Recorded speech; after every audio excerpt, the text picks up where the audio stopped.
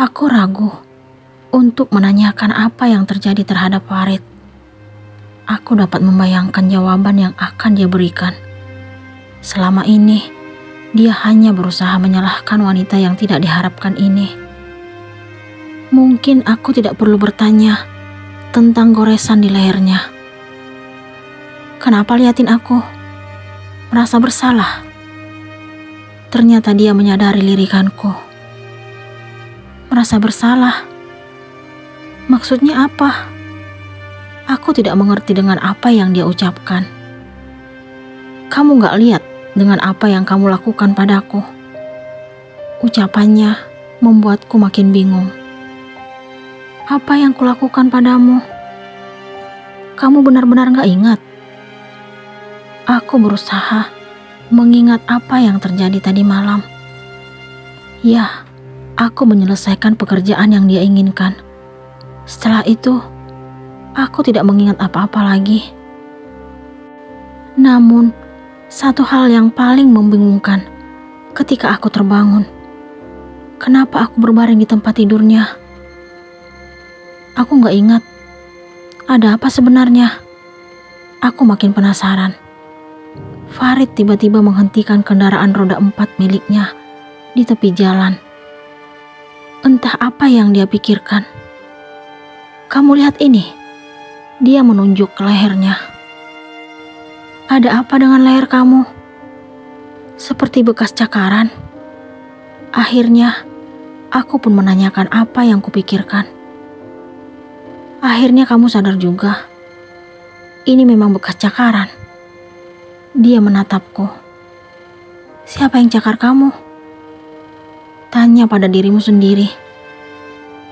Kenapa kamu selalu membuatku untuk berpikir? Karena aku tidak menginginkan kehadiranmu dalam hidupku. Dia kembali menghardikku seperti biasa. Jika kamu tidak bersedia menikahiku, kenapa kamu gak menolak? Karena aku tidak ingin mengecewakan Mami.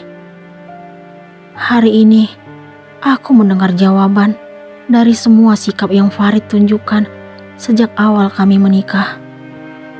Ternyata benar kalau dia tidak menginginkan hubungan yang telah terjalin selama sebulan ini.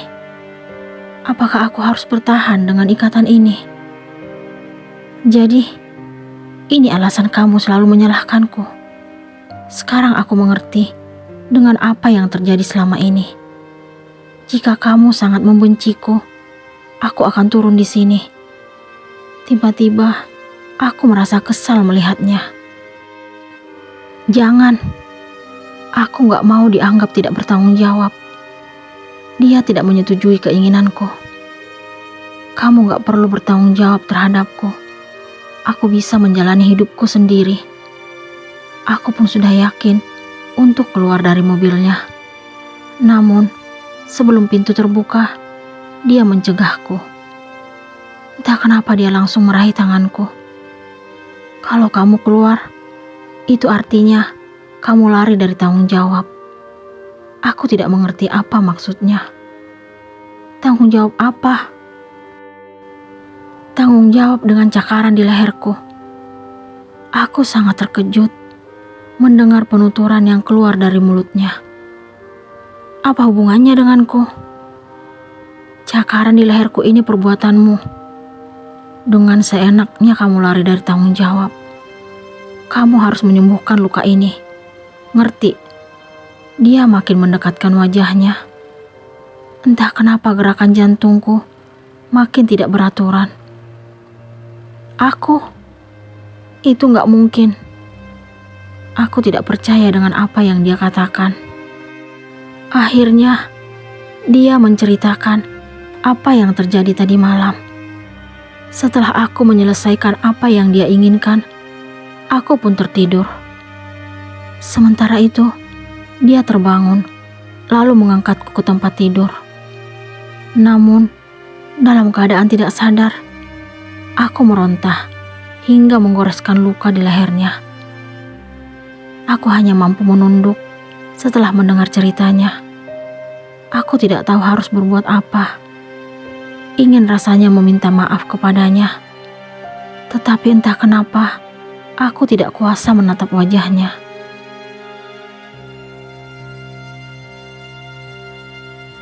Aku dan Farid akhirnya tiba di kantor. Kami langsung menuju ruang rapat. Setelah menunggu beberapa menit, klien yang dia maksud pun memasuki ruangan.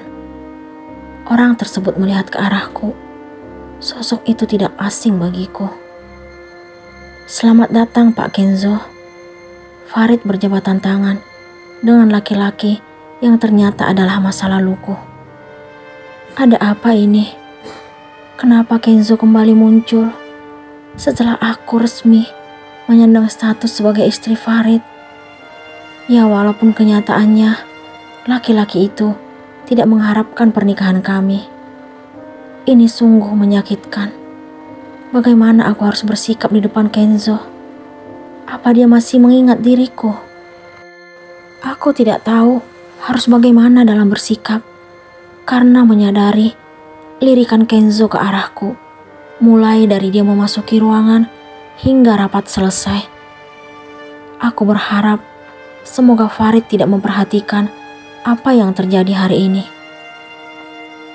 Saya senang bekerja sama dengan Pak Farid. Ternyata pertemuan pertama kita sangat bermakna untuk saya. Farid dan Kenzo kembali saling menjabat tangan. Aku tidak mengerti arah pembicaraan masa laluku tersebut. Saya terharu mendengar pengakuan Pak Kenzo. Saya juga berterima kasih untuk kerjasama ini. Setelah mengucapkan kalimat tersebut, Farid melihat ke arahku. Kenzo akhirnya keluar dari ruangan, lalu aku menyusulnya. Ternyata dia menyadari keberadaanku. Dia pun menghentikan langkah, kemudian berbalik badan. Aku sangat bingung menghadapi situasi seperti ini. "Hai, apa kabar?" Dia tiba-tiba menyapaku. Padahal tadi di dalam ruangan, dia hanya melihat ke arahku. Aku baik. Aku merasa gugup memberikan jawaban kepadanya. "Lama gak ketemu. Ternyata kamu tetap cantik seperti dulu." Dia mengucapkan sesuatu yang tidak pernah dia katakan dulu. Dia tidak pernah memujiku saat kami masih sekolah. "Terima kasih." Begitu balasan yang kuberikan. "Apa aku boleh meminta nomor kontakmu?" "Maaf, aku buru-buru. Masih banyak pekerjaan yang harus kuselesaikan." Aku berusaha menghindari permintaan Kenzo. Aku tidak ingin terjadi salah paham jika karyawan dan karyawati lain melihat kebersamaan kami. "Kamu kenapa? Gak merasa senang bertemu denganku?" Aku permisi. Aku pun berlalu dari hadapannya, lalu melangkah memasuki ruanganku. Aku menghempaskan tubuh ke kursi empuk di depan meja kerjaku. Sungguh, hati ini belum mampu menerima kenyataan kalau aku akhirnya bertemu kembali dengan Kenzo. Ini benar-benar di luar dugaan. "Jangan lupa makan. Besok pagi aku jemput lagi." Dulu, setiap Kenzo mengantarkan aku ke rumah setelah pulang sekolah, kalimat itu tidak pernah dia lupakan. "Kamu juga hati-hati. Hubungi aku setelah kamu sampai di rumah." Aku pun memberikan perhatian dan peduli kepadanya. Akan tetapi, hubungan kami saat itu hanya sebatas saling perhatian dan peduli. Aku tidak mengerti kenapa kata cinta tidak mampu keluar dari bibir kami kala itu. Aku sebagai wanita merasa tidak pantas untuk mengungkapkan perasaan yang aku miliki kepadanya. Nada telepon di meja kerjaku kembali membuatku terkejut. Kadang aku berpikir untuk menyembunyikan benda itu agar suara yang dikeluarkan tidak membuatku kesal. Benar-benar menyebalkan, selalu berbunyi pada saat yang tidak tepat. Aku pun menerima panggilan tersebut. "Halo." Ke ruangan saya sekarang. Bukan hanya telepon yang membuatku terkejut, Ternyata suara yang menyapaku juga turut menyusul. Siapa lagi kalau bukan Farid? Baik, Pak. Aku pun menutup telepon, lalu melangkah menuju ruangannya. Duduk, titah laki-laki itu setelah aku berada di ruangannya. Terima kasih, Pak. Aku pun menghempaskan tubuh ke kursi yang ada di hadapannya. Apa kesan yang dapat kamu simpulkan dari meeting hari ini? Ini pertemuan pertama kita dengan Pak Kenzo. Dadaku berdebar mendengar pertanyaannya. Sama seperti meeting sebelumnya dengan klien lain, Pak.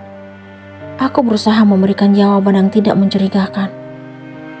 Entah kenapa, saya memikirkan hal lain. Maksudnya hal lain apa? Apa sebelumnya kamu dan Pak Kenzo sudah saling kenal? Aku tidak mengerti kenapa Farid melontarkan pertanyaan sulit itu kepadaku. Kok Bapak mikirnya gitu? Aku berusaha bersikap tenang. Kamu gak perlu membalas pertanyaan saya dengan pertanyaan juga. Cukup jawab saja. Wajahnya tampak mengalami perubahan. Kenapa dia bersikap seperti itu? Apa yang Farid ketahui tentang Kenzo?